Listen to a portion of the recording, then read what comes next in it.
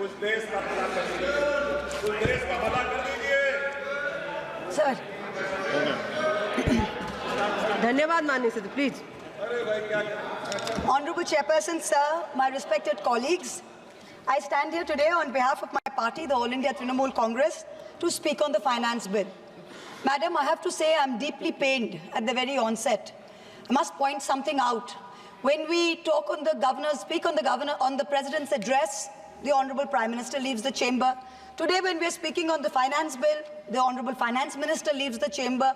We members of the opposition are deeply pained by this. We hope that the government will take notice of our pain and be present in the House each time that we speak on relevant issues. Theodore Roosevelt, the 26th President of the United States, had said, in any moment of decision, the best thing you can do is the right thing. The next best thing you can do is the wrong thing. And the worst thing you can do is nothing. The Honorable Finance Minister has made a mockery of the people of India in this union budget by doing absolutely nothing. Whatever little changes are there are regressive and ill thought out. Means that the people did not want a business as usual approach. The people wanted a course correction. What have you done? You've not listened to the mandate. Vinash Kale Viprit Buddhi, you have done the exact opposite. You've kept the same cabinet, you've kept the same finance minister who's given the same shoddy budget. Who is this budget for? The middle class make up 31% of India. The poor make up between 60 and 65% of India. I will demonstrate how this budget systematically strangles the poor and the middle class. This is a kursi bajao budget, a save the chair budget for this government, and even that it doesn't do very well. Broadly, there are two types of taxes: direct taxes, indirect taxes. Direct taxes are known as progressive taxes. Why are they progressive? So income tax, property tax, investment tax on capital gains, these are done in a way that the richer you are, the more tax you pay. So they're kind of fairer. Sir, please. Sir. Sir, you're a chat person. What is it? Indirect taxes are regressive because everyone from the richest billionaire to the poorest laborer is paying the exact same tax. So GST, duties on petrol, duties on diesel are all indirect taxes. When we strive for a fair and equitable economy, we must have the balance of direct taxes and indirect taxes right. The US and the Europe broadly collect about 60% through direct taxes and 40% through indirect taxes. Some Scandinavian states with welfare models collect 70% through direct taxes, 30% from indirect taxes. In India, it is the exact opposite. 65% of tax collection comes from indirect taxes, where billionaires pay the same as the poorest laborers, and only 35% comes from direct taxes. Even within the direct tax bracket, for the first time in our country's history, salaried professionals and the middle class are sharing a greater tax burden than rich corporates. The middle class is contributing 55% of direct income taxes under this government, up from 38% under the UPA. The richest corporates in India today contribute only 45% of direct taxes. Not only is the middle class being taxed, but now with this budget, the savings of the middle class have also been taxed with removal of indexation and with a rise in the short-term capital gains. Investors who've made more than 11% return, we've done the calculation, that's about the threshold rate. If you have made more than 11% returns, so if you've made higher returns, then this new tax regime with the removal of indexation has happened is good for you. Now, people like our parents, pensioners, salaried middle class, risk-averse people who invested in gold, in property, in debt mutual funds, the removal of indexation has harmed them disproportionately. So the middle class has lost out.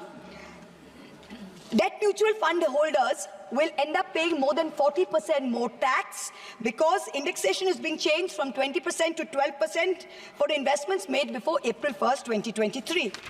So this is effectively penalizing those who've made low profits. You've anyway made lower profits.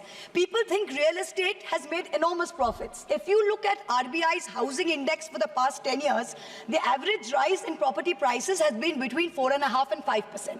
So if the middle class is invested in property, that is below 11% return, so indexation is going to harm you. The current GST regime is irrational and iniquitous. There is 18% GST levied on life insurance and medical insurance products. The Honorable MOS Finance yesterday, on Monday, told this House that the government has collected 8,263 crores as GST on health insurance for the fiscal year 23-24 alone. This is blood money.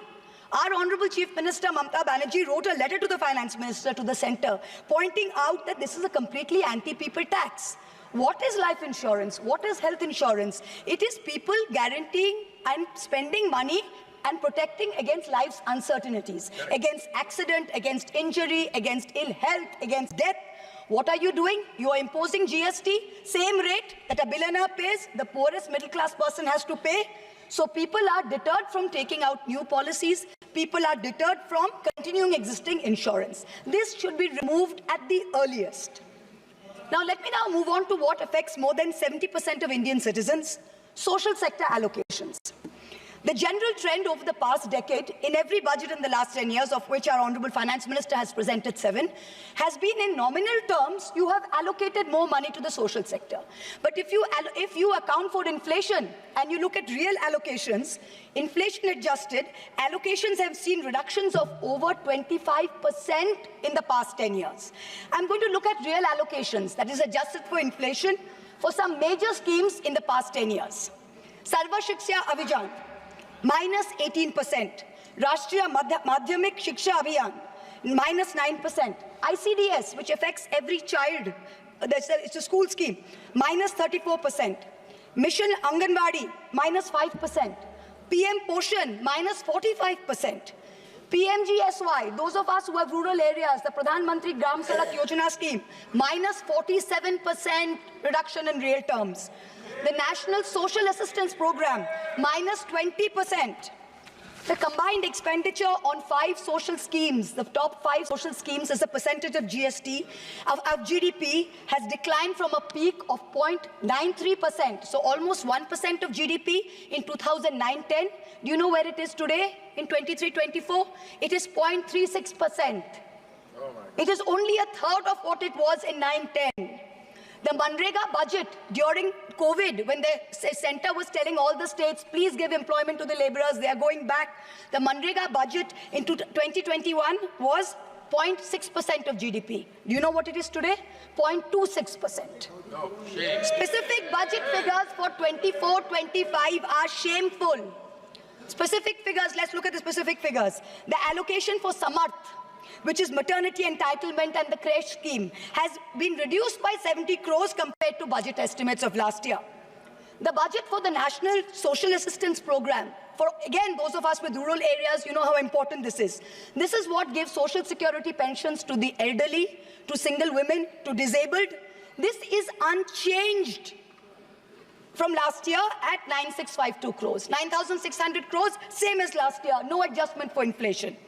The central contribution to social security pensions has been unchanged since 2014. It was 200 rupees in 2014. It is still 200 rupees per person today. The price of the cutlets in the parliamentary canteen in the last 10 years have been adjusted for inflation with the government's approval. The price of the cutlets in the parliamentary canteen have more than doubled. But when it comes to giving social security for the poorest of the poor, it is still 200 rupees in the last 10 years, no change. This budget's allocation, there is no room for higher salaries for Anganwadi workers. Their salaries have been unchanged since 2018. No room for higher honorarium for midday meal cooks. You have to understand a lot of the women in villages depend on only Anganwadi sectors and midday meal sectors for any source of employment. There has been no higher allocation for supplementary nutrition given to children. The National Food Security Act, the NAFSA, mandates coverage of 67% of the population through PDS. The Prime Minister has very proudly proclaimed that this is a food surplus country. Fine. Then why have we not increased the population covered under rations? Since 2011, you have not had a census. Since you have not had a census, you have not increased the number of people being covered under rations. Also, one very important question. Why is the central government blatantly defying the directions of the Supreme Court? We went to the Supreme Court on the migrant workers case. The Supreme Court gave an order, a direct order to the central government, that the central government is to give rations to 8 crore migrant workers of the unorganized sector who have been left out of the food security net. The last hearing was on 16 July 2024. Court again said that you have to please give money to the states which have issued additional cards, ration cards. But there's no room in the budget for this. There is no allocation. In this rush to protect its own chair, the government is making a very dangerous mistake, which is it's not giving enough to protect our borders. Military experts have repeatedly warned us that India's military capability has to be modernized because we are fighting on two fronts. One is against China, we need a dissuasive deterrent. Against Pakistan, we need an offensive deterrent. The budgetary allocation for defense in this budget is 6.22 lakh crores. This is a marginal decrease of 2,000 crores compared to revised budget estimates. We have reduced it by 2,000 crores. This year's allocation, the budget defense allocation, is 1.9% of GDP. This is the lowest since 1960, the lowest. Shame. Despite many economic constraints, past governments had always given close to 3% of GDP, which is the universal norm for defense. Over the last decade, ever since this government's been in power, it's been hovering around 2%. We have been unable as a government to compel China to restore status quo ante-April 2020 on the line of actual control. We have been unable to deter Pakistan. In the last 2 months alone, over 50 security personnel and about 10 civilian pilgrims have been killed in Jammu. Capital expenditure on military equipment, 1.7 lakh crores. On paper, this shows that it's almost a 10% increase. What we haven't taken into consideration is this increase was largely due to Russia's inability to supply contracted weapons to us because of the Ukraine war. If we take into account inflation and we take into account the rising dollar rate, we're almost flat. The gap between projections made by the armed forces and between actual allocation is 17 to 23%. That's the gap. कुर्सी बचाने में आप मस्त थे, देश को भी देखिए. We need close to 3%, 2.5 to 3% of GDP to defense. This is something that the country needs to look at. The Honorable Finance Minister started off her speech by talking about the focus on Annadata or farmers and how much this government has done for farmers. The Economic Survey of 24 says 42.3% of Indians depend on agriculture. That's 600 million people, that's 60 crore people. If I looked at the Economic Survey, 22nd July, very carefully. What did the headline say? The headline says, agricultural sector has registered an annual average growth rate of 4.18% in the last 5 years.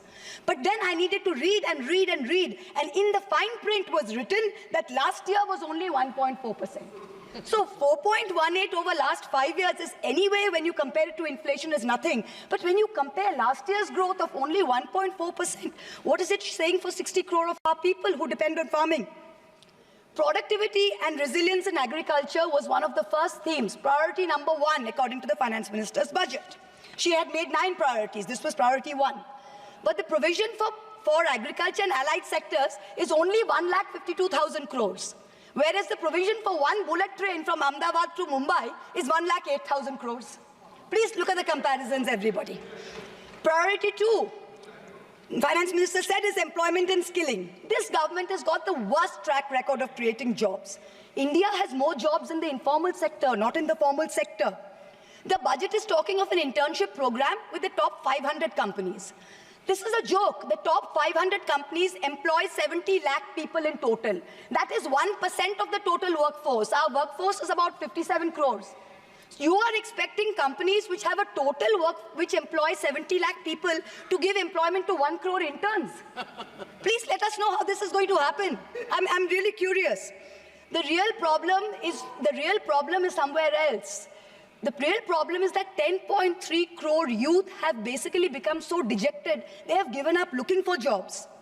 The Finance Minister, she mentions skilling loans, she mentions education loans. Skilling loans are for 25,000 people, education loans are for 1 lakh people. The country has 140 crore people.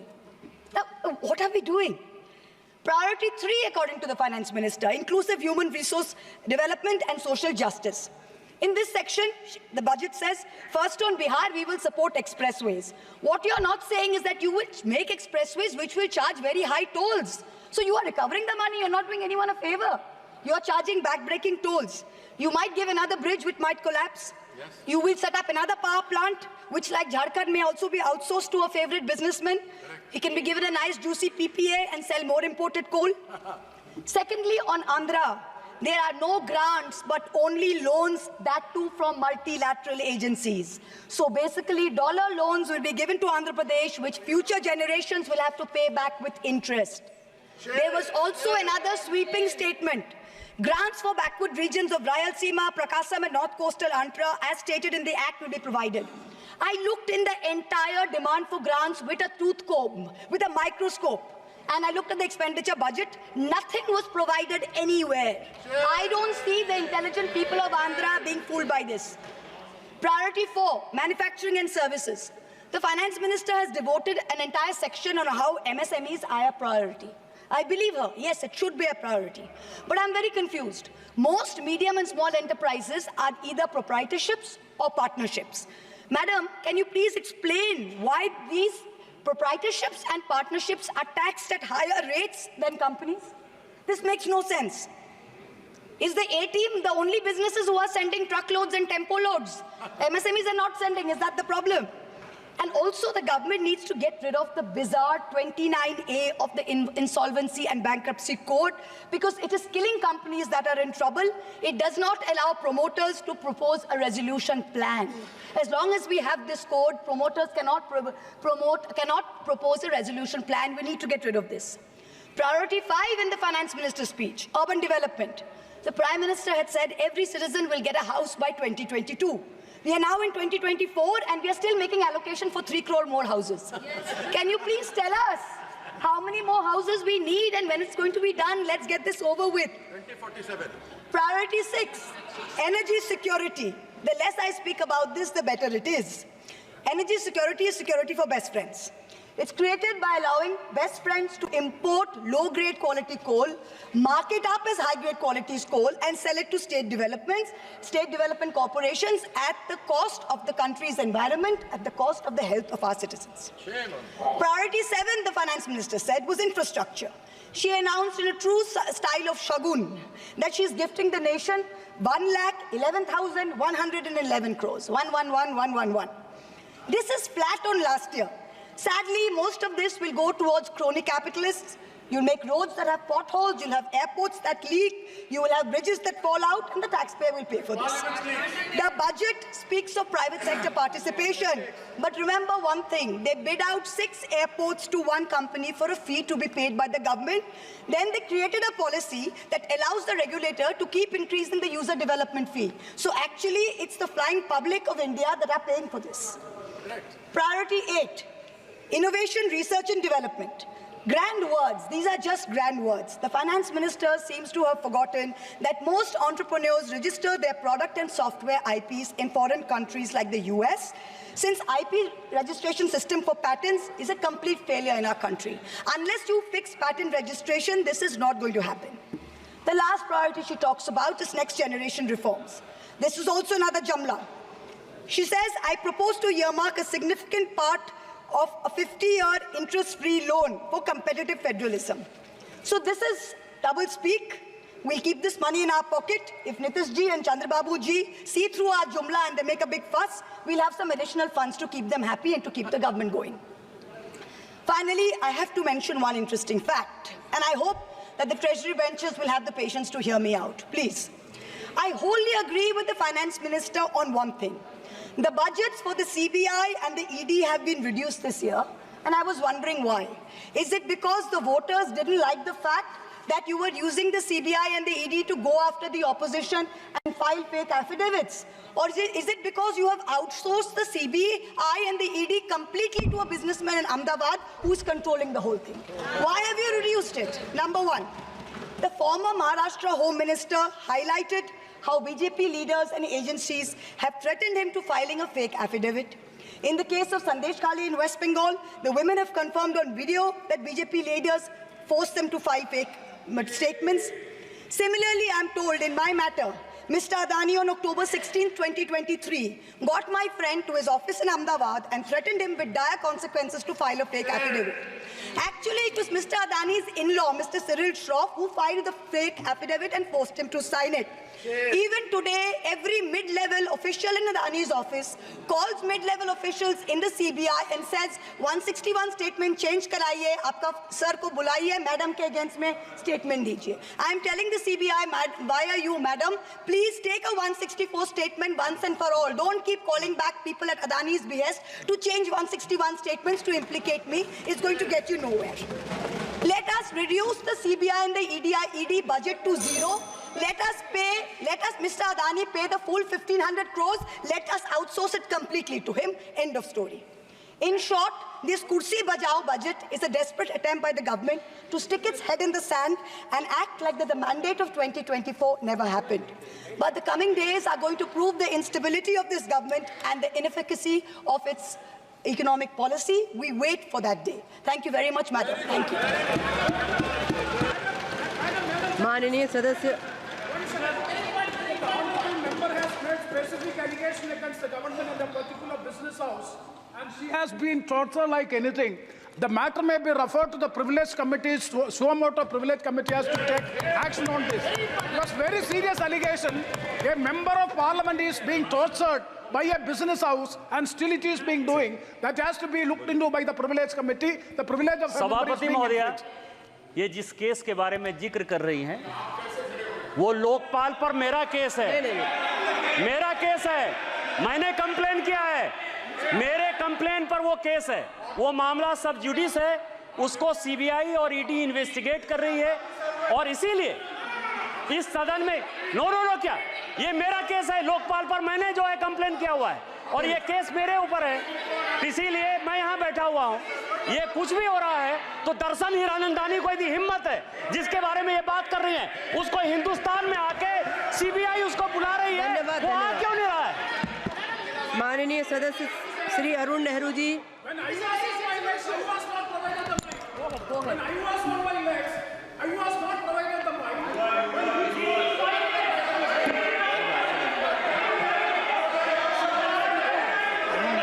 Please continue please सदस्य please माननीय सदस्य please Arun Nehru ji माननीय सदस्य Mari Pikuria.